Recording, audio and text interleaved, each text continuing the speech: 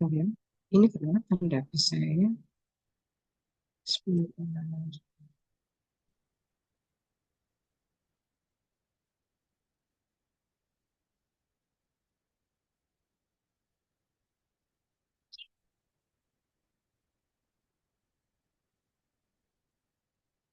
Ya, kelihatan ya, udah kelihatan ya. Sudah kelihatan? Sudah Bu. Oke, coba akan kita lihat proses akut inflamasi. Akut inflamasi pertama pada saat terjadi peradangan karena ada suatu cedera. Ini fisiologis ya, semuanya pasti akan mengalami proses seperti ini pada saat ada satu apa namanya.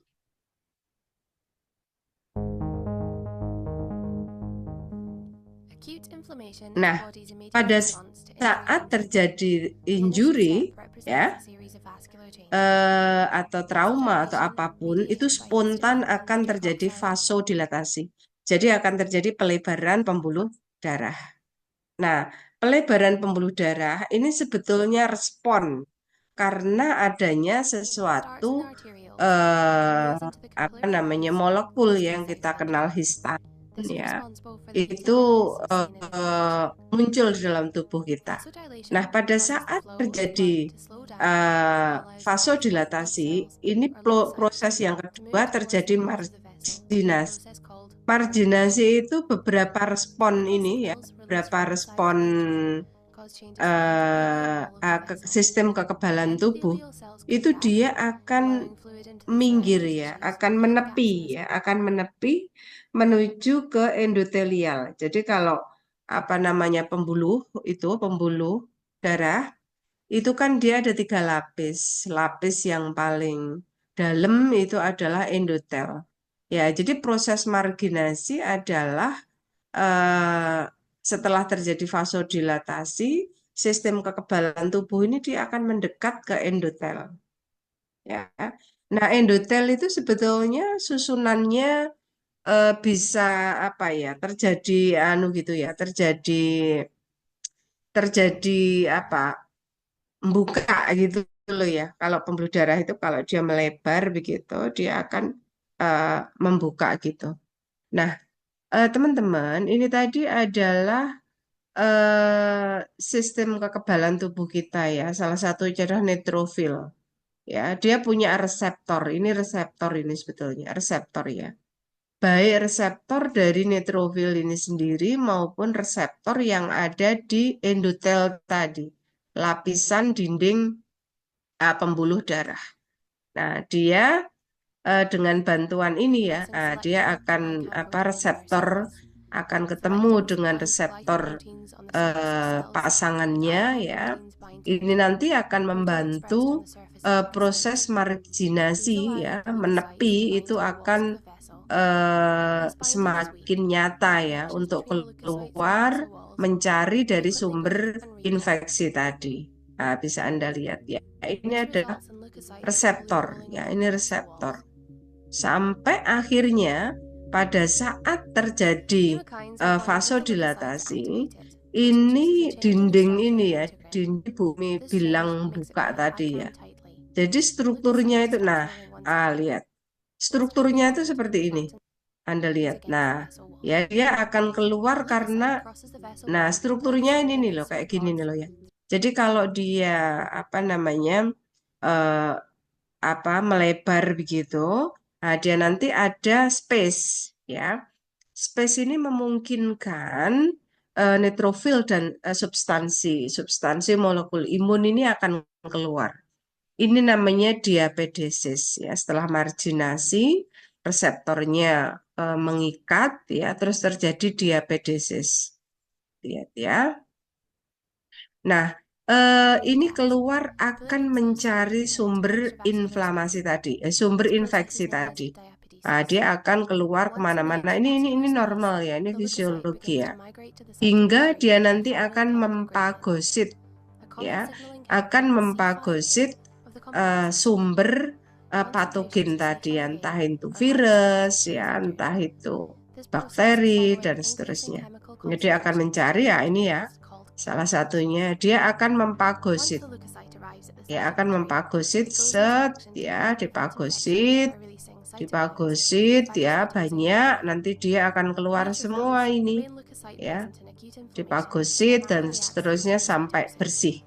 Nah, teman-teman, kenapa kok pada proses peradangan ya muncul panas, muncul kemerahan, terus terjadi pembengkakan?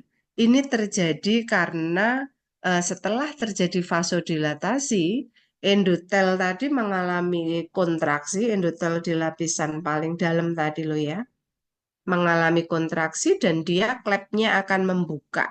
Ya, itu yang menyebabkan terjadinya respon panas, apa namanya terjadi kemerahan, terjadi bengkak. Itu sebetulnya karena adanya kontraksi dari endotel.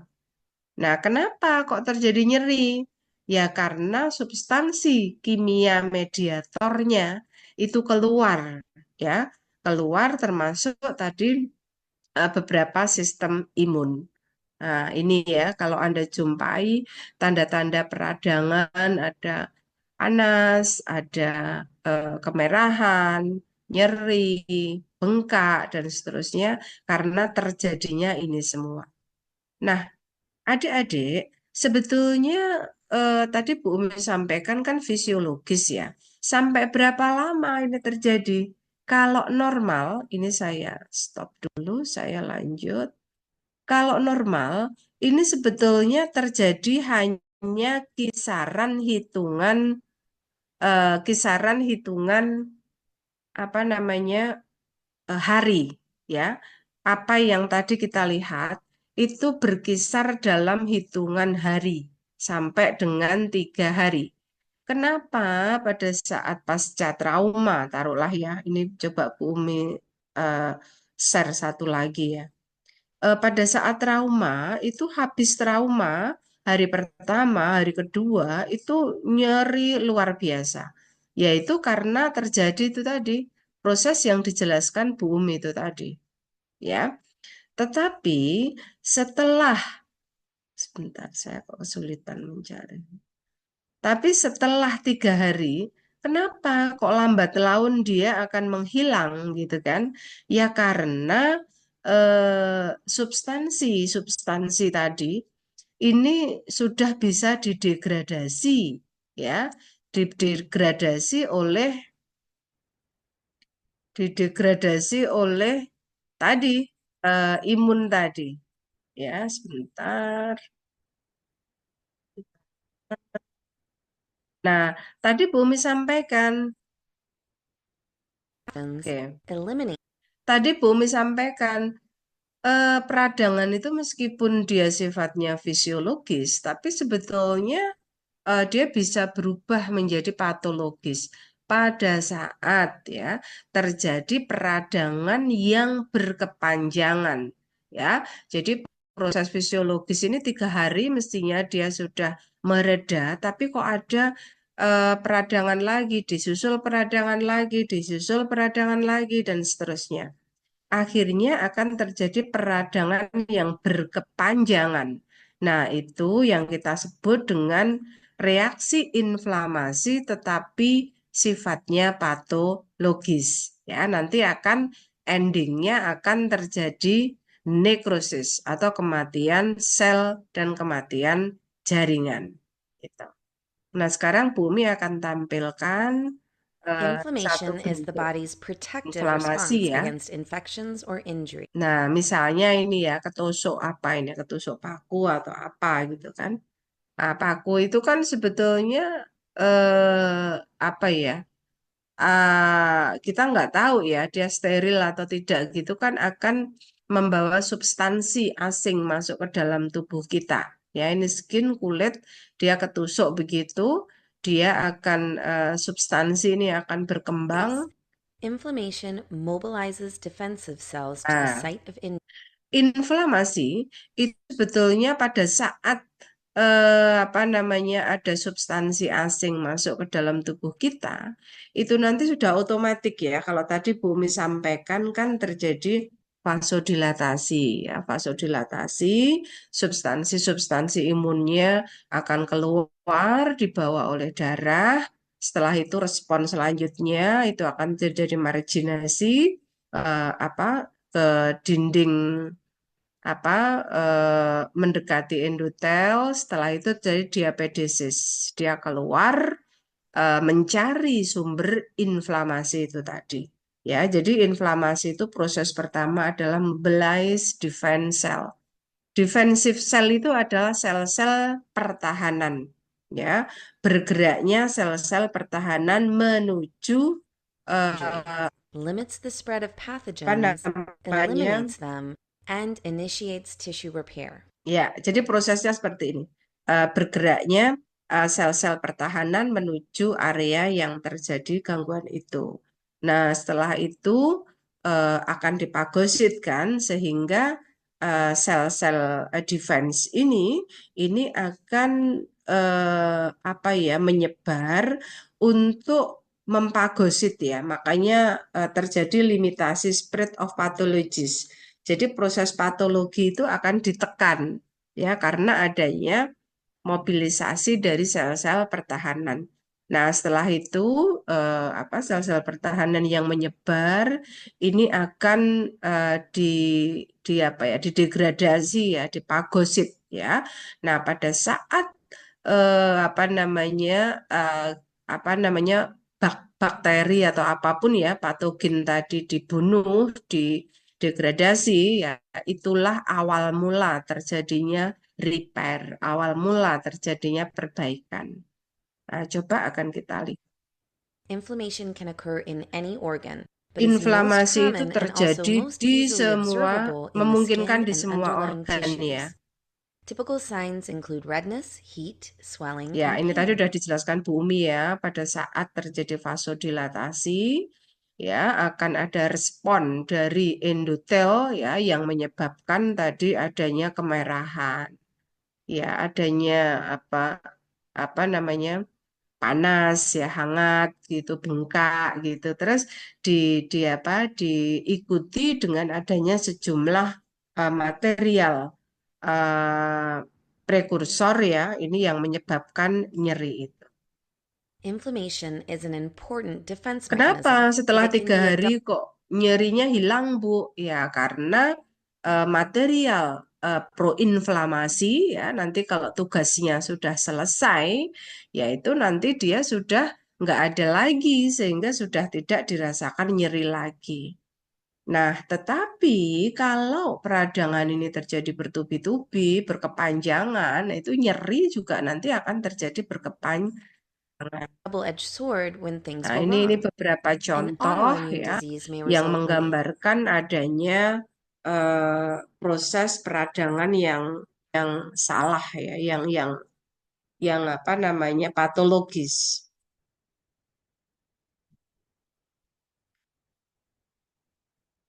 Teman-teman, tadi pada saat ini pembuluh darah ya, ini ya pembuluh darah. Ini adalah bakteri-bakteri yang masuk ya pada saat misalnya tadi apa kena paku tadi gitu ya.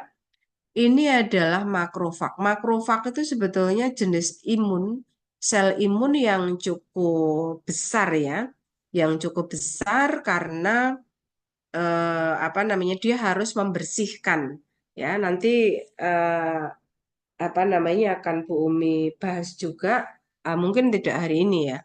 Eh, Nanti kalau imunologi ya atau imun ya bagaimana pertahanan tubuh kita itu bertingkat ya sampai dengan makrofag. Makrofag itu kalau Bumi bilang pertahanan yang sifatnya sudah tinggi ya. Coba kita lihat. Dia punya reseptor ini tadi. Reseptor-reseptor inilah yang nanti akan berhubungan dengan bakteri atau molekul patogen ya yang akan didegradasi. Namanya pattern recognition receptor.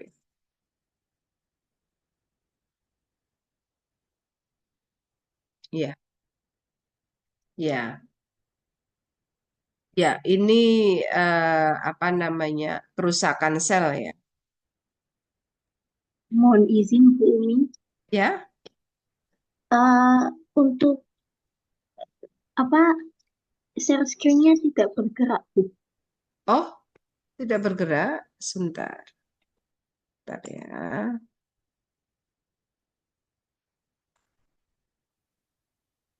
Chemicals Ini dilate blood bergerak enggak? vessels, increasing blood flow and Sudah bergerak Bu. enhancing vessel Oke permeability, ya. allowing Ini tadi ya. Jadi dinding pembuluh darah itu seperti ini teman-teman ya.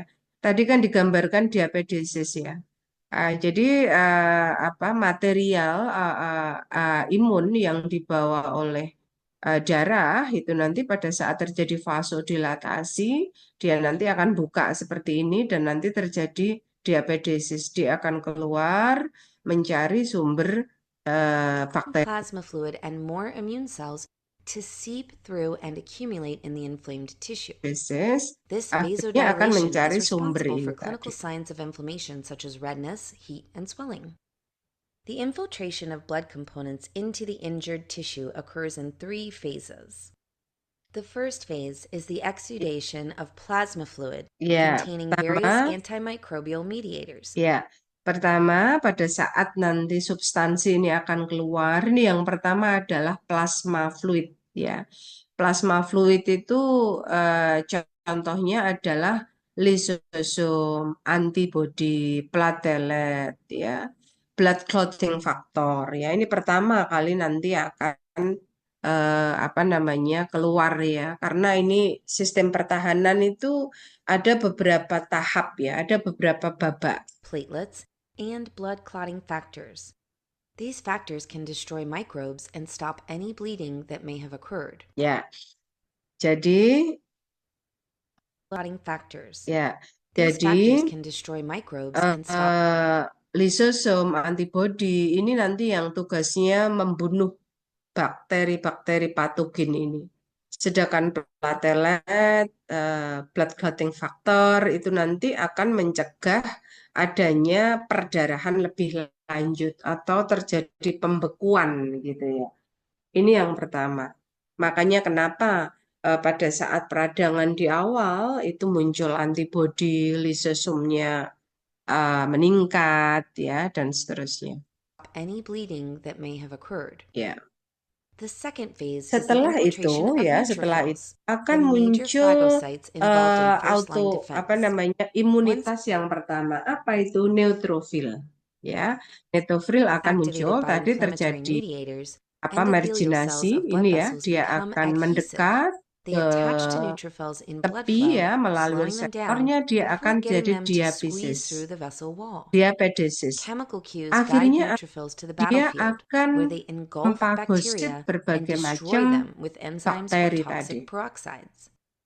Ini Neutrophils may neutrofil. also release highly reactive oxygen species in a phenomenon known as Ya, oxidative neutrofil burst, itu kalau Bu Umi analogkan, kalau dalam tentara itu ya ya apa namanya ya mungkin apa tentara tetapi yang sifatnya menengah gitu ya. Tentara itu kan ada prajurit ya, mungkin eh, terakhir ya yang tinggi sampai jenderal begitu ya. Neutrofil itu di awal-awal ya. Pada saat tadi plasma fluidnya keluar, diikuti dengan neutrofil, dia mulai mencari berbagai macam bakteri. Tapi tidak semuanya nanti bisa degradasi atau dipagosit oleh neutrofil. Ya, makanya nanti pada saat neutrofil tidak sanggup, nanti ada sistem pertahanan yang lebih tinggi. Ya. Jadi sistem pertahanan itu sebetulnya gradually. Ya, Tuhan sudah ciptakan manusia yang sangat luar biasa ya. Eh, Sampai pertahanan pun bertingkat gitu loh. Pada saat sudah bisa ditangani neutrofil ya sudah cukup neutrofil gitu. Tapi kalau enggak itu masih ada lagi ya kills yang nanti akan pathogens bisa faster and more mempagosit. efficiently. Nah, The coba kita lihat. pathogen-laden neutrophils then die via Ya, apoptosis. In the third phase kalau arrive misalnya monocytes. neutrofil Monocytes ini tidak differentiate into macrophages. mampu ya mengatasi semua dan biasanya nanti neutrofil dalam pertahanannya nanti dia akan menimbulkan limbah ya, menimbulkan limbah. Ini nanti ternyata pertahanan itu masih ada masih ada lagi, yaitu monosit atau makrofag. Ya, ini apa kalau tentara ya pangkatnya lebih tinggi lagi ya. Bagaimana which dia then nanti akan remove pathogens, mendegradasi, injured cells, membersihkan and sampai dying neutrophils dengan by membersihkan phagocytosis. limbah dari neutron. Macrophages that have completed their mission are cleared from the tissue by the Bu, lymphatic selanjutnya system. bagaimana, Bu? Accumulation of fluid Kalau masih increases ada pressure limbah, on lymphatic ya. capillaries, Limbah forcing open ini their once biasanya kalau tidak bisa didegradasi dengan sempurna, itu nanti limbah ini akan terakumulasi di situ. Ya, nanti kalau Anda kenal ya, di situ ada yang namanya piting odim, tahu ya, dia terjadi bengkak yang sangat besar, apa namanya, eh, tapi tidak bisa didegradasi dengan baik gitu ya. Tanda-tandanya apa? Dia bengkak pada saat Anda pencet begitu, dia kembalinya cukup lama ya. Itu sebetulnya peradangan yang sifatnya lama gitu ya. Peradangan yang tidak langsung bisa didegradasi dengan baik. Loh Bu, terus bagaimana? Nah, kembali lagi bahwa penciptaan itu luar biasa. Kalau ada case semacam itu, siapa yang mengangkut? Yang mengangkut adalah limfatik, ya. Nah, makanya di tempat kita ada bagaimana kita limfatik drainase ya untuk menyedot. Limfatik itu kerjanya menyedot ya, menyedot berbagai macam limbah ya, yang nanti akan disalurkan menuju ke saluran pembuangan. Kita lihat way valves, ya, facilitating menyedot lymphatic ya, drainage. Lymph-containing debris-laden macrophages passes akhirnya through a number of lymph akan nodes dibawa and is limbah ini filtered ke clean before it returns pembuangan. to the bloodstream. Ya, Once the site is kalau sudah cleared from the terjadi, original sudah insult, selesai immune cells stop producing proinflamasi, proinflamasi pro-inflammatory tadi chemical. ya, beberapa apa substansi-substansi, nanti apa Bu molekulnya nanti akan saya jelaskan, interleukin dan seterusnya. Itu kalau sudah sempurna, dia akan substansinya akan turun ya. Nah, pada saat turun ini limbah-limbah ini sudah diangkut oleh beberapa substansi kimia. Nah, ini nyeri akan menjadi berkurang. Ya, makanya pada saat terjadi peradangan itu sebetulnya nyeri itu mencapai puncaknya ya. Itu hanya pada hitungan sekitar 3 hari ya. Setelah itu adalah apa namanya uh, proses proses apa ya proses homeostasis lebih lanjut ya, termasuk apa namanya mengembalikan tadi panas panas juga biasanya nanti akan turun, kemerahan sudah tidak akan nampak lagi, bengkak ya biasanya hilang, tapi biasanya juga masih agak lama berkurangnya, apa bengkaknya agak lama ya, tidak langsung kempes. Kenapa? Ya karena ada tadi berbagai macam limbah ya. Tapi yang pasti pada saat proses itu selesai, ini substansi proinflamasi ini akan turun, ganti substansi yang lain adalah And instead, start producing antiinflamasi. anti-inflammatory mediators, which Ini actively drive the menyempurnakan ya, termination of substansi inflammation. yang menyempurnakan sehingga pembuluh darah itu akan kembali seperti semula gitu. Many of these anti-inflammatory molecules are lipids, some of which are synthesized from dietary omega-3 Ya, fatty jadi acids. tadi setelah proinflamasi usai, ini kita ngomong normal ya. Nanti disusul substansi-substansi lipoksin, resolvin, protectin dan seterusnya.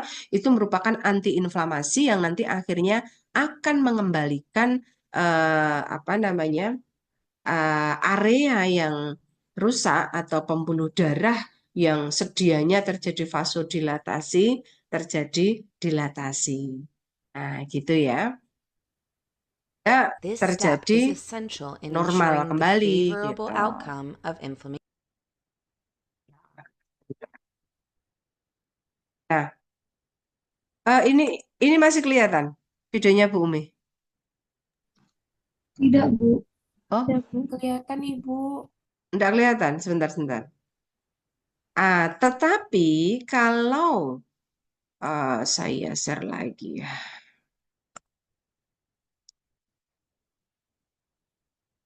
Tetapi kalau kejadiannya itu ini loh Bu Umi kok. Oke. Berkepanjangan ya, berkepanjangan. To healthy Kelihatan ya, tissues. Chronic inflammation is a kelihatan. known contributing factor to Kelihatan, Bu. pathogenesis. Ya, tadi Bu Umi bilang itu reaksi yang fisiologis ya, diawali dengan proinflamasi, selesai prosesnya, nanti segera muncul antiinflamasi yang akan mengembalikan posisi seperti sedia kala. Nah, tetapi tadi Bu Mi sampaikan peradangan ini bisa nanti sifatnya patologis. Kapan terjadi peradangan yang sifatnya patologis? Nah ini, kalau peradangan itu terjadi berulang kali atau peradangan itu terjadi berkepanjangan. Nah, ini ceritanya. Of a wide Kalau variety of peradangan conditions, terjadi including berkepanjangan, cardiovascular semakin diseases, banyak asthma, ya, diabetes, arthritis, semakin and banyak even nanti akan cancer. mempengaruhi jaringan-jaringan apa kemampuan jaringan untuk repair.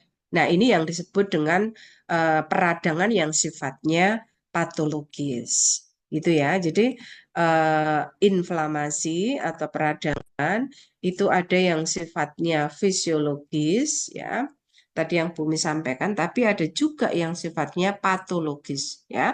Terjadi bila eh, peradangan itu terjadi dalam waktu yang lama. Nah, ini tadi kalau apa kita resume ya, kita singkat sebetulnya seperti ini. Ya, pada saat terjadi suatu injury ya, ini misalnya saja ya, tusuk gitu ya.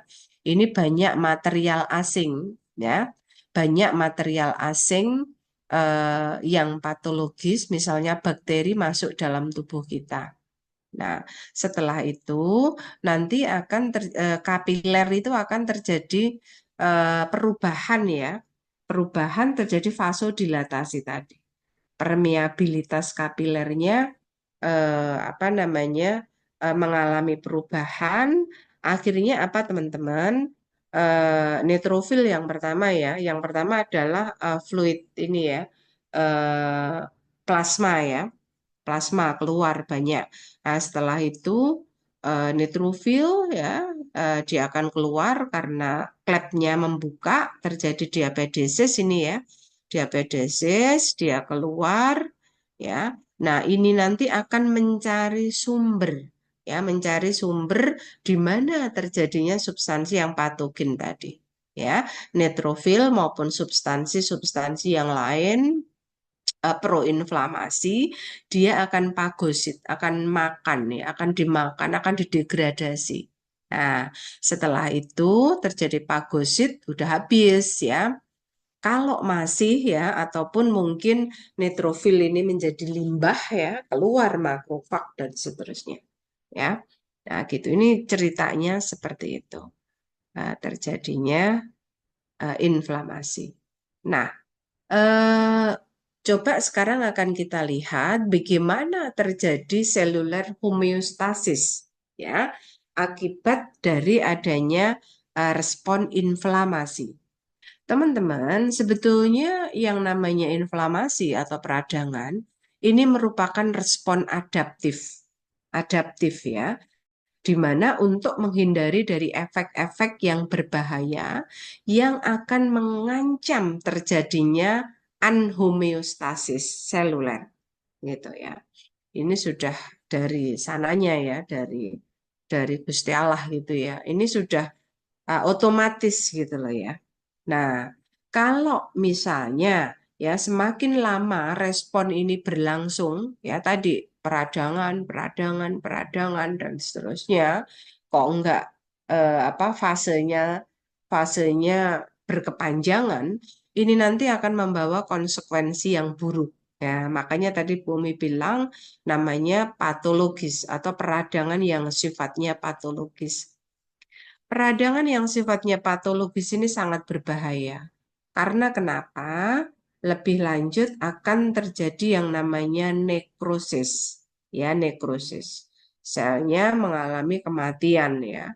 Satu, dua mungkin tidak masalah. Tapi kalau selnya yang mengalami nekrosis banyak sekali ya, ya akhirnya jaringannya akan rusak gitu.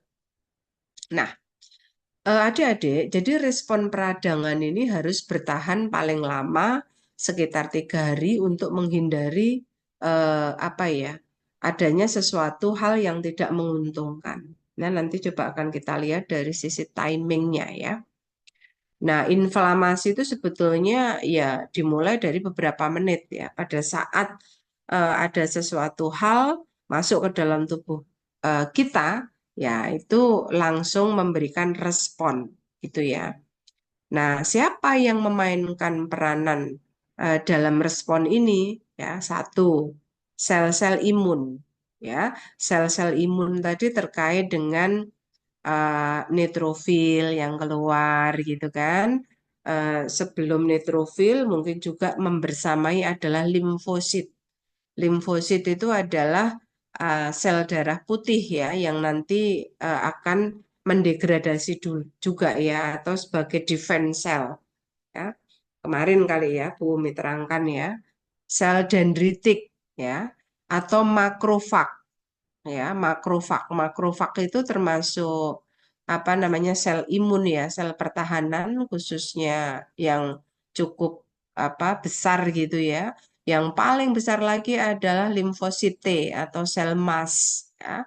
Jadi tadi kan digambarkan ya, tidak cukup neutrofil. Neutrofil, limfosit itu pada saat dia akan mendegradasi pun nanti dia akan menghasilkan limbah. Dan limbah ini harus dibuang. Kalau nggak dibuang, dia akan tetap ngendon di situ gitu loh sebagai satu apa namanya massa yang sebetulnya tidak boleh ada di situ. Nah, ini yang kita kenal dengan adanya piting udim. Kalau piting udim bagaimana Bu? Apakah bisa dialirkan pembuluh darah? Tidak bisa ya. Dia harus disedot ya oleh limfosit ya. Makanya kok limfosit disedot oleh limfatik gitu ya. Nah, makanya limfatik itu juga mempunyai peran yang sangat-sangat penting ya, khususnya untuk apa me, me- me- menyedot berbagai macam limbah dan nanti akan mengalirkan ke dalam saluran pembuangan. Nah, yang terlibat kecuali sel-sel imun ya, sel-sel imun itu juga sel-sel non imun ya, tetapi dia ikut terlibat. Siapa dia? Sel epitel ya. Sel epitel itu adalah eh, sel yang melapisi dinding pembuluh darah. Ya, tadi kan terjadi marginasi tadi ya. Di situ sebetulnya sel epitel. Sehingga kalau sel epitelnya rusak, ya, sel epitelnya rusak, dia juga nanti akan mempengaruhi proses terjadinya eh, healing atau remodeling pada proses peradangan. Demikian juga sel-sel endotel. Sel-sel endotel itu adalah sel-sel yang menumpuk juga di atas sel epitel. Ya, fungsinya untuk apa? Ya, fungsinya untuk memberikan jalan, ya, memberikan jalan. Makanya pada saat terjadi kualitas perubahan kualitas dinding pembuluh darah, ini nanti juga akan memberikan respon peradangan atau respon healing yang juga terganggu ya karena tidak hanya diperlukan sel-sel imun ya tetapi epitel, endotel, fibroblas ya fibroblas itu eh, apa filamen-filamen untuk apa regenerasi ya untuk remodeling ya khususnya yang menggerakkan maupun apa ya komposisi dalam sel darah ya termasuk fluid tadi ya pembeku darah dan seterusnya. Nah, ini yang terlibat ya. Jadi ada dua hal yang terlibat dalam proses peradangan, yaitu substansi-substansi kimia, imunitas, dan non-imun, yaitu apa ya, prasarananya ya, yang dilewati begitu. Nah, Bu Umi akan sampaikan bahwa nanti yang perlu kita fahami ya, meskipun tadi peradangan itu merupakan proses yang fisiologis ya, tetapi pada saat berkepanjangan dia menjadi patologis ya. Nah, makanya ada yang sifatnya acute, ada yang sifatnya kronik. Acute itu biasanya apa namanya di masa-masa awal ya, masa-masa awal. Dan ini kalau apa namanya sudah selesai di fase akut 3 hari, itu biasanya nanti akan terjadi perbaikan. Tetapi kalau ternyata ini terjadi berkepanjangan, ya ini akan terjadi proses yang patologis atau kita kenal yang kronik tadi. Nah, biasanya agentnya ya disebabkan karena tadi banyak adanya benda asing, adanya iritasi, adanya kerusakan gitu. Tetapi kalau beberapa case yang kenapa kok peradangannya bertubi-tubi gitu ya. Ini biasanya karena adanya persistent acute inflammation ya. Jadi ada patogen tapi kok berkepanjangan terus sampai merusak. Ya, itu kronis. Nah, itu kita curigai ya. Tetapi kalau acute ini sebetulnya fisiologis ya. Atau bisa juga di situ ada material asing ya yang resisten terhadap antibodi. Nah, ini biasanya sifatnya genetik ya. Atau ternyata ada reaksi autoimun. Nah, ini juga nanti akan terjadi peradangan yang berkepanjangan. Jadi, kalau ada case-case ya kita jumpai pasien ada autoimun, ya ada yang persisten terhadap apa benda asing atau inflamasi yang terus-menerus ya. Nah, itu biasanya nanti akan menunjukkan remodeling yang susah ya, bahkan sifatnya sifatnya akan cenderung jelek gitu ya, akan cenderung terjadi kerusakan gitu ya. Siapa yang terlibat ya? Secara umum pada saat acute ya terjadi itu kalau itu biasa saja, itu sebetulnya neutrofil tadi sudah beres ya, sudah beres. Tidak perlu memanggil makrofag, tidak perlu memanggil T cell, tidak perlu memanggil monosit ya. Nah, ini penting ini. Ini sebetulnya bisa kita ketahui pada saat kita melihat Anda tahu ya differential counting. Differential counting itu deret hitung. Itu akan kelihatan itu. Yang muncul apa? Oh, yang muncul kok ternyata neutrofilnya gede. Nah, itu sebetulnya acute. Ya, di mana mungkin itu kejadiannya baru-baru saja dan kemungkinan apa ya akan terjadi perbaikan itu sangat-sangat mungkin gitu. Tetapi kalau yang muncul kok apa namanya monosit ya, monosit itu termasuk ya ya besar ya meskipun di sini monosit juga juga mungkin muncul ya, tapi di sini kalau akut itu biasanya apa hitungan harinya itu awal ya beberapa day, fused day itu ya klimaksnya itu di 3 hari. Ya, klimaksnya 3 hari, lambat laun akan membaik, membaik, membaik begitu. Tetapi kalau ternyata itu hitungannya lama ya, bahkan sampai dengan hitungan bulan, nah itu berarti sudah masuk kronis. Ya, itu monosit akan selalu dikeluarkan, makrofag, plasma sel, bahkan fibroblas itu akan banyak diproduksi. Nah, itu jeleknya apa? Jeleknya kalau nanti menghasilkan limbah ya, semakin ke sana itu semakin mengganggu, apalagi kemampuan imunnya itu terbatas. Gitu. Nah, sehingga biasanya kalau acute itu immediately. Immediately itu sesegera mungkin, apa namanya, dalam hitungan cepat gitu ya. Tetapi kalau yang kronik ini biasanya lama ya, sampai terjadi beberapa waktu ya, sampai bulan bahkan tahun ya, sehingga potensi terjadi tissue destruction ya, terjadi perubahan jaringan atau bahkan terjadi fibrosis. Nah, ini bisa terjadi nekrosis ya, gitu. Nah, kalau akut itu biasanya masih ada kemungkinan resolution. Resolution itu terjadi perbaikan yang sempurna, ya. Meskipun nanti ada beberapa case terjadi abscess formation. Abscess formation itu ada limbahnya tadi loh ya, limbahnya tadi. Tetapi kalau terjadi akut selesai, kok ada lagi begitu. Ini memang nanti bisa berkembang menjadi chronic inflammation. Nah, hati-hati nanti kalau Anda ketemu pasien, ini peradangannya sudah berapa lama begitu. Apakah masuk di acute, apakah masuk di kronik ya? Karena dua ini menunjukkan manifestasi yang berbeda gitu. Nah, tadi ya Bumi akan sampaikan. Coba kalau kita lihat respon inflamasi itu sebetulnya berapa lama Bu Umi gitu kan.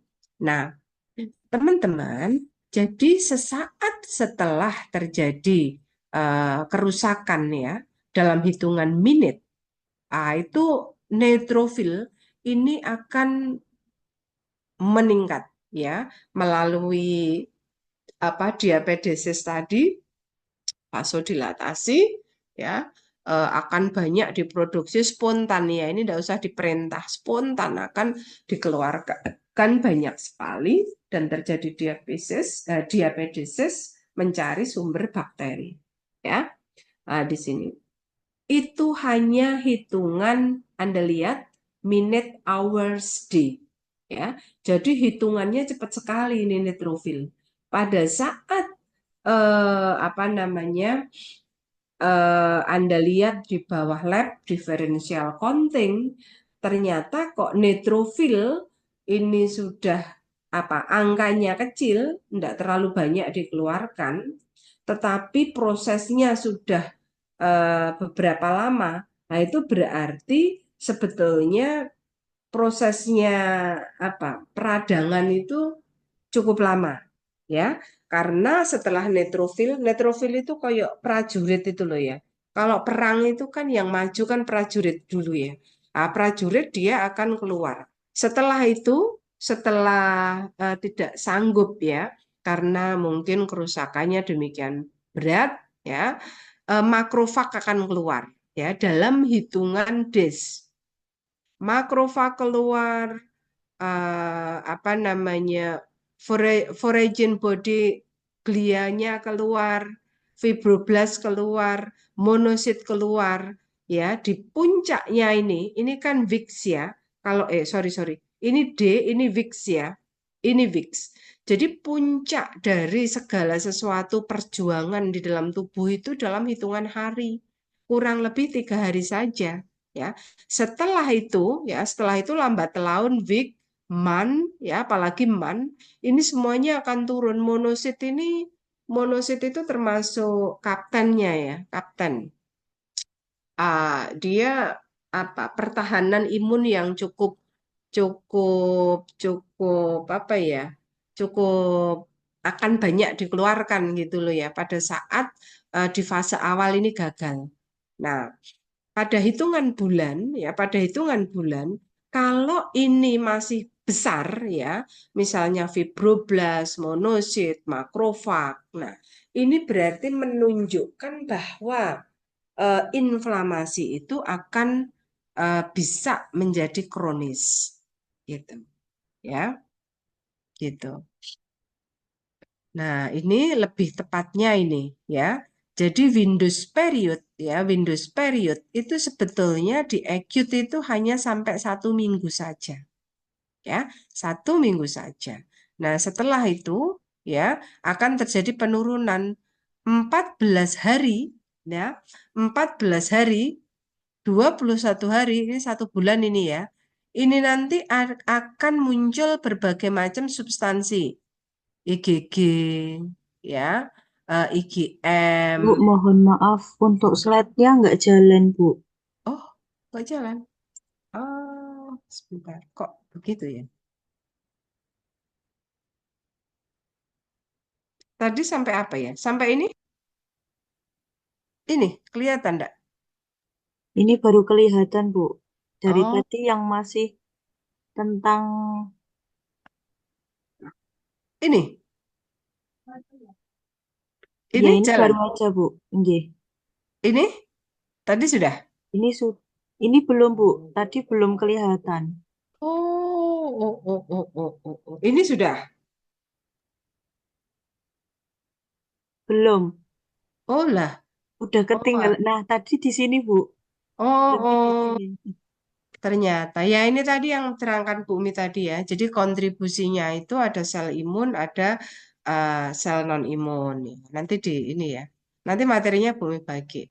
Lah ini Ibu, tadi perbedaan maaf Bu, ya. ini di layarnya itu kayak masih ada kotak-kotak gitu loh Bu. Oh, kenapa ya? Sebentar. Kenapa ya? Bentar ya. Bentar. Sebentar. Tenang.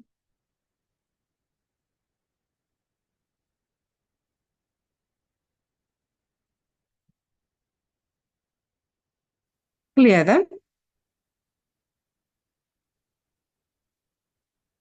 Udah kelihatan? Halo? Kelihatan, Kelihatan. Oke, kelihatan, ini tapi sudah. masih kayak ada Iya Bu, kotak-kotaknya, Bu. kelihatan, tapi masih ada kotak-kotaknya Bu. Kok ada Apa kotak-kotak memang apa? hanya di citra saja nih Bu? Yang lain gimana? Sama, Ada Ibu. kotak-kotaknya, Bu. Juga, Bu. Ada kotak-kotaknya sehingga menutupi layarnya. Oh, nggak tahu apa ya kotak-kotak tempatnya Bu Umi enggak ya? Hmm, hmm, hmm, hmm, hmm, Bentar ya, coba. Kenapa ya kotak-kotak apa ya tempatnya Bu Umi kok enggak ya? Sebentar.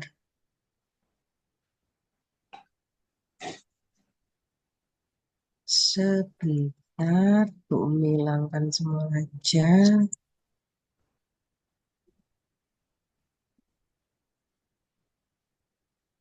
Bentar ya.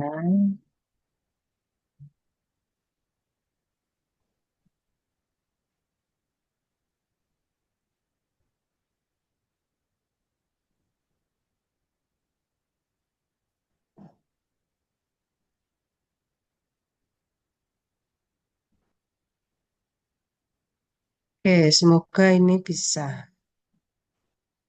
Semoga ini bisa. Kelihatan? Kelihatan, Bu, tapi masih ada kotaknya sedikit, Bu. Loh, ini masih di kotak-kotak, tapi tulisannya kelihatan enggak? Kelihatan. Ibu udah Kelihatan, bisa, Bu. Udah kotak-kotaknya cuma mendingan. di atasnya aja Bu, nggak mempengaruhi tulisan yang bawah. Kok aneh ya? Nggak tahu deh. Ya, ini tadi yang Bu Mi terangkan nanti dibaca aja ya. Jadi keterlibatan termasuk ini tadi ya, bedanya akut dengan kronik. Terus ini dari sisi waktunya tadi ya. Jadi sebetulnya dia regulasinya itu hanya sampai D aja ya. Nah, Windows period yang fase akut itu sebetulnya hanya 1 minggu saja ya. Nah, setelah itu proses-proses perbaikan ini akan terjadi ya. Jadi kalau kita tes ya eh, PCR itu dia positif ya. Di situ terjadi apa namanya proses proses infeksi yang memang lagi apa ya terjadi pertempuran hebat begitu ya. Lah di sini nanti kalau apa namanya IgM antibodinya positif, PCR-nya positif, berarti di situ mulai ya ini masih terjadi apa namanya early stage of infection ya. Nah, pada saat aktif ya apa namanya proses itu masih terjadi di dalam tubuh kita, itu biasanya nanti IgM, IgG maupun PCR-nya positif, ya. Tetapi kalau terjadi apa namanya proses yang panjang, itu biasanya nanti IgG-nya masih ada ya, karena dia nanti akan keluar apa di apa hari-hari setelah 14 hari gitu. Itu berarti sudah late ya. Infeksi ini sifatnya kronis. Kronis ya. Nah, kalau ini sama ya. Jadi IgM sama PCR itu biasanya di awal ya, di awal. Tetapi kalau apa namanya Anda lihat hasil labnya ternyata IgG antibodinya kok muncul, nah itu berarti menandakan bahwa peradangan itu terjadi apa namanya sudah cukup lama gitu, kronis gitu ya. Dan kemungkinan ini sudah memberikan efek yang negatif gitu. Ya, ini penanda saja ya, salah satu penanda adanya proses inflamasi. Apakah ini di fase awal atau fase kronik yang menunjukkan adanya kerusakan. Nah, sekarang Bumi akan cerita jalur inflamasi. Ya, sebetulnya secara umum tadi sudah Bumi sampaikan ini ya. Jadi misalnya ada infeksi bakteri, terjadi sel-sel kekebalan tadi muncul ya. Ini apa sebagai respon untuk apa ya mendegradasi atau mengenali patogen yang selanjutnya akan dipagosit begitu. Nah, aktivasi reseptor spesifik patogen ini akan menginduksi diproduksinya sejumlah mediator inflamasi. Misalnya apa? Misalnya sitokin ya. Sitokin inflamasi ini jenisnya banyak. Misalnya apa? TNF, interleukin 1, interleukin 6, atau chemokins. Ya, jadi nanti kalau Anda mau riset molekuler, ini tulisannya kelihatan kan? Nggak tertutup ya? Kelihatan Bu. Ya, jadi kalau nanti Anda mau riset molekuler terkait dengan inflamasi, pada saat Anda akan amati apakah sebetulnya inflamasi ini benar-benar terjadi apa tidak, itu di fase-fase awal itu Anda bisa melihat apakah TNF-nya, apakah interleukin 1, interleukin 6, ya, dan chemokins ini muncul atau tidak. Ya, ini termasuk proinflamasi ya. Proinflamasi yang nanti akan mengenali adanya apa namanya patogen tadi gitu. Ini otomatis ya karena dia memang harus melawan dulu gitu. Nah, jalur inflamasi ini nanti juga akan dimediasi ya. Mediasi dari berbagai macam substansi ini akan mempercepat perkembangan peradangan. Jadi peradangan itu harus ada ya, jangan dicegah. Peradangan itu harus ada. Karena kenapa?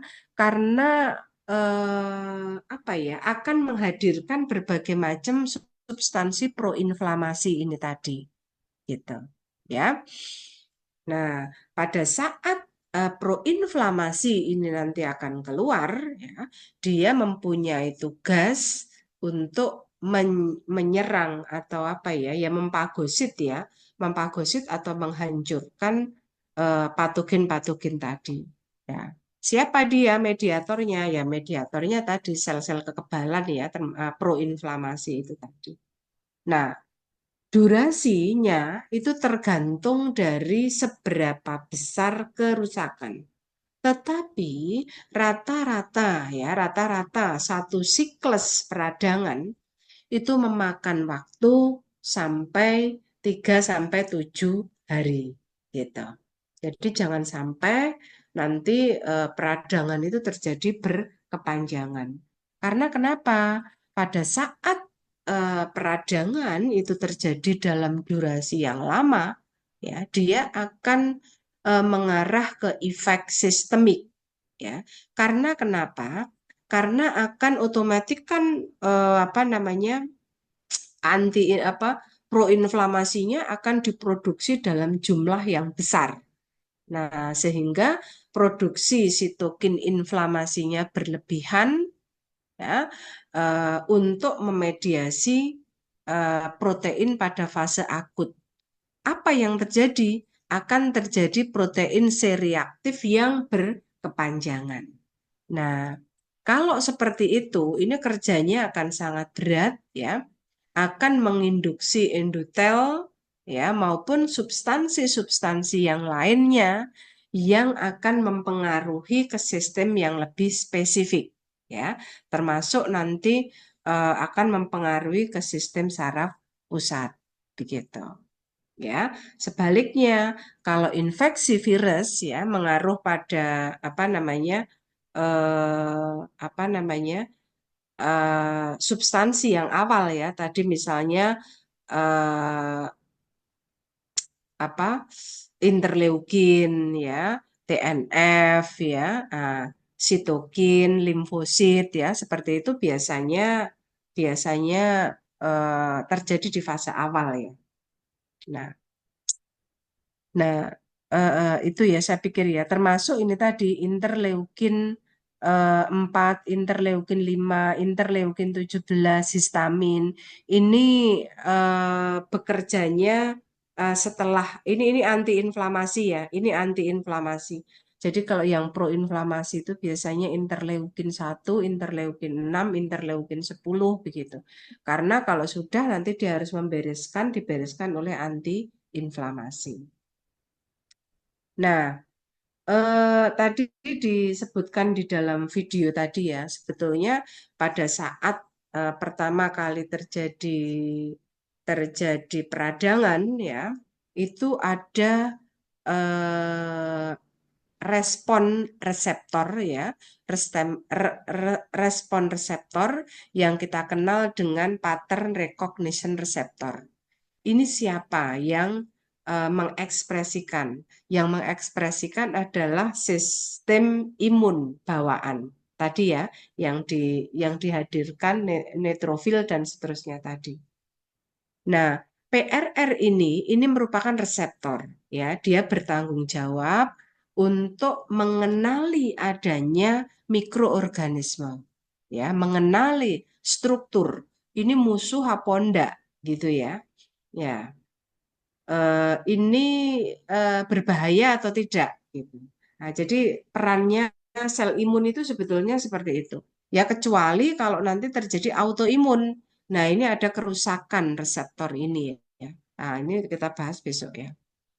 Nah, kalau sudah dia nanti akan menseleksi. Ini akan kita pagosit atau tidak gitu. Tapi biasanya dia akan mengenali ya apa namanya mendeteksi adanya bakteri patogen apa enggak ya. Dikenal kalau kalau apa PATW-nya namanya patogen associated molecule pattern ya. Atau ada molekul yang berbahaya ya. Berbahaya itu DAMP ya. Ini nanti akan degradasi gitu. Nah, ini apa namanya? Nah, respon inflamasi tadi ya Bu Mi sampaikan, kalau Anda nanti mau mengamati ini sebetulnya terjadi respon inflamasi atau tidak gitu ya. Di hari keberapa?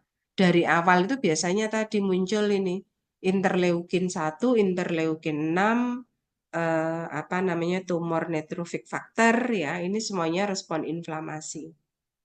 Nah, bagaimana TNF interleukin 1, interleukin 6 ini nanti akan mendegradasi? Ini ada dua hal ya. Nah, jadi nanti yang pertama interleukin 1 ini diekspresikan menjadi interleukin 1 bisimogen dan seterusnya.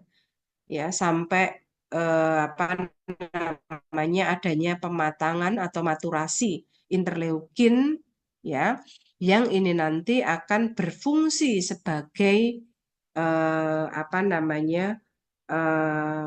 penyerang ya atau apa ya atau mendegradasi tadi ya. Nah, ini mekanisme kimianya ya, mekanisme kimianya.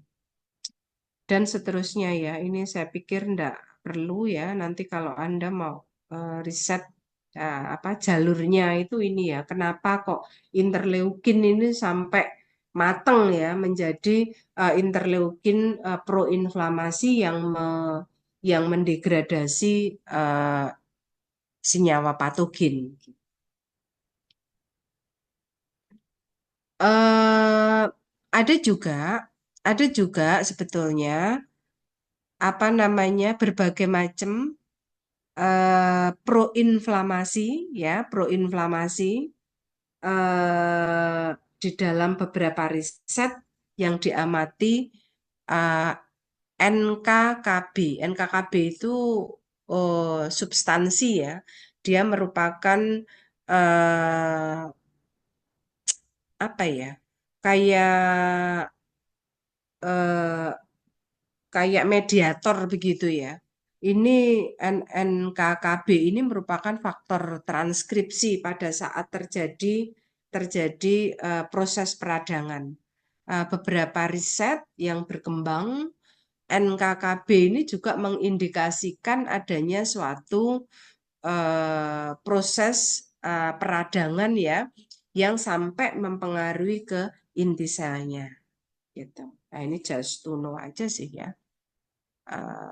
Nanti kalau Anda baca suatu literatur begitu, oh ini kok melihat NKB-nya. Itu sebetulnya juga mediator ya. Nah, ada juga yang lain ya, nanti diamati tidak hanya NKB, tetapi juga faktor-faktor transkripsi yang penting yang menginduksi pada saat terjadinya inflamasi. Apa itu? Aktivator protein 1 atau AP1. Atau nanti mungkin juga mengamati CAMP-nya. Atau mengamati juga serum respon faktor ya atau TCF. Nah, ini juga beberapa riset ya mendeteksi ya adanya satu inflamasi. Nah, saya kira itu ya. Ini mekanisme transkripsi, ini suatu proses ya. Saya pikir enggak perlu. Ini termasuk bagaimana bisa terjadi kronik inflamasi ya. Kronik inflamasi ini terjadi pada saat tadi proinflamasi itu enggak selesai-selesai, gitu kan? Nah, terus resolusi peradangan ini nanti mestinya kan kalau peradangan selesai itu proinflamasinya selesai, dilanjutkan dengan antiinflamasi. Ya, antiinflamasi itu IL-10, TGF beta kayak begitu. Ini proses pengembalian atau remodeling jaringan. Ya, tetapi kalau kronis inflamasi itu terjadi secara kronis berkepanjangan, nah ini nanti tidak hanya proinflamasi tetapi ada dua hal ya, proinflamasi dan mediatornya antiinflamasi juga muncul sehingga akan terjadi persisten. Gitu. Nah, teman-teman, yang patut dicurigai pada saat terjadi kronik inflamasi, ini biasanya nanti akan terjadi kerusakan yang sifatnya sistemik. Ya, yang muncul itu nanti akan terjadi apa ya, penyakit yang memang sifatnya kronis begitu. Bahkan nanti ada beberapa penyakit yang sifatnya autoimun.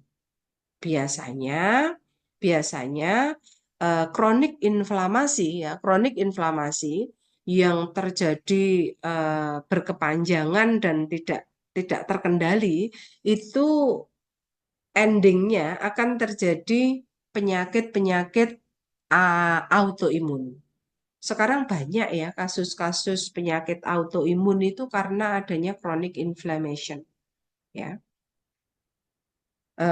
Osteoartritis, ya, rheumatoid arthritis, ya. Nah, itu juga salah satu cukup banyak itu ya autoimun. Ada juga nanti kronik inflamasi ini nanti akan menyebabkan atau dipredisposisi ya karena adanya berbagai macam penyakit ya, penyakit. Aterosklerosis ya sangat-sangat mungkin terjadi terus-menerus peradangan karena aterosklerosis itu pembuluh darah ya. Padahal di inflamasi itu yang berperan itu tidak hanya imun, tetapi dinding sel, ya, dinding pembuluh darah, ya, tadi endotel, epitel itu juga berperan penting. Obesitas juga akan sangat-sangat mempengaruhi terjadinya kronik inflamasi, diabetes, asma, peradangan, ya, penyakit-penyakit degeneratif jelas ya, dia akan potensi sekali terjadi kronik inflamasi, rheumatoid dan sudah cancer, ya, cancer itu paling sekarang cukup banyak ya angka kejadiannya ya, karena adanya mutasi ya akibat apa namanya eh, apa eh, mutasi itu kesalahan reaksi ya, yang nanti kalau kesalahan reaksi itu mesti terjadi inflamasi ya. Kalau itu terjadi terus-menerus, sel kanker itu kan dia tidak bisa diberhentikan ya. Pada saat lingkungannya mendukung, dia akan sel-sel itu akan berkembang. Nah, itu sehingga inflamasi ya terjadi terus-menerus. Nah, itu bahaya ya. Inflammatory disease. Ya, ini tadi yang Bumi ceritakan. Obesitas, ya, rheumatoid, alergi, dan seterusnya. Oke, saya kira itu ya. Tapi yang terakhir yang Bumi akan tekankan bahwa inflamasi bisa menjadi respon fisiologis ya. Biasanya nanti di acute inflamasi yang hasilnya akan terjadi resolusi dengan sempurna.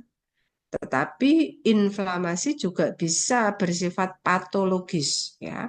Kalau terjadi dalam waktu yang panjang atau kronik ya.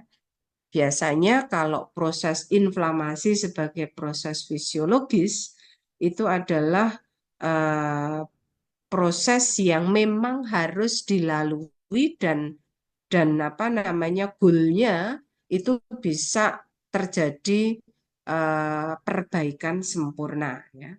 Semua harus melalui proses inflamasi.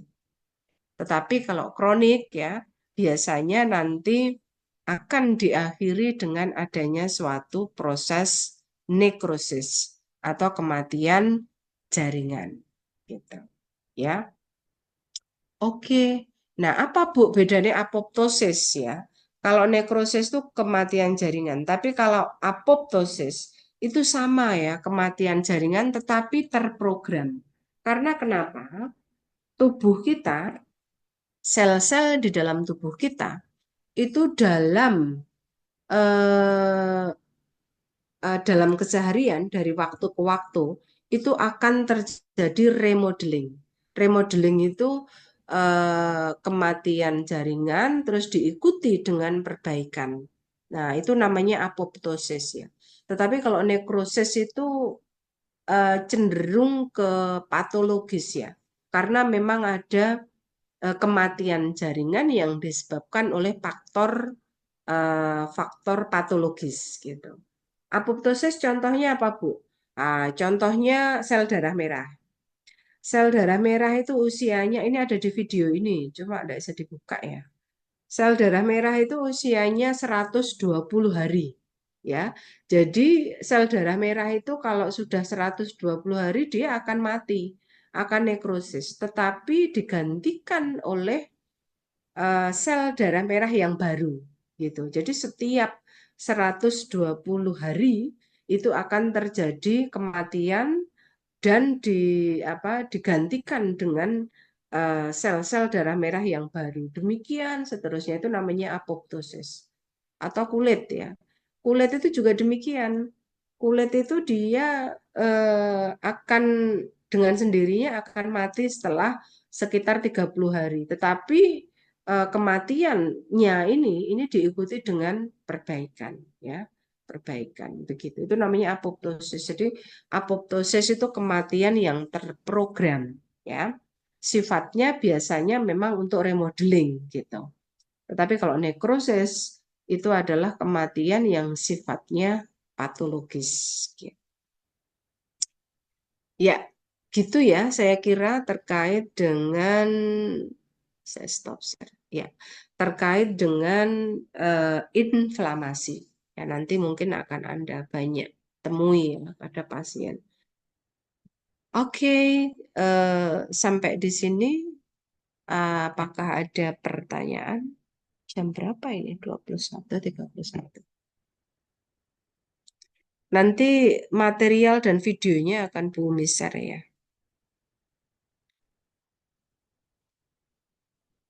Oke, nggak ada ya.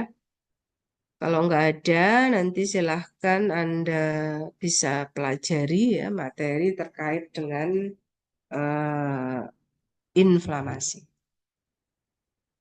Karena sudah malam ya, Bumi akhiri di sini sampai ketemu ya. Besok kita insya Allah bahas terkait dengan imunologi. Bumi akhiri, Assalamualaikum warahmatullahi wabarakatuh. Bumi jelas ya? Makasih, Bu. Yes, Waalaikumsalam warahmatullahi wabarakatuh. Terima kasih, Bu.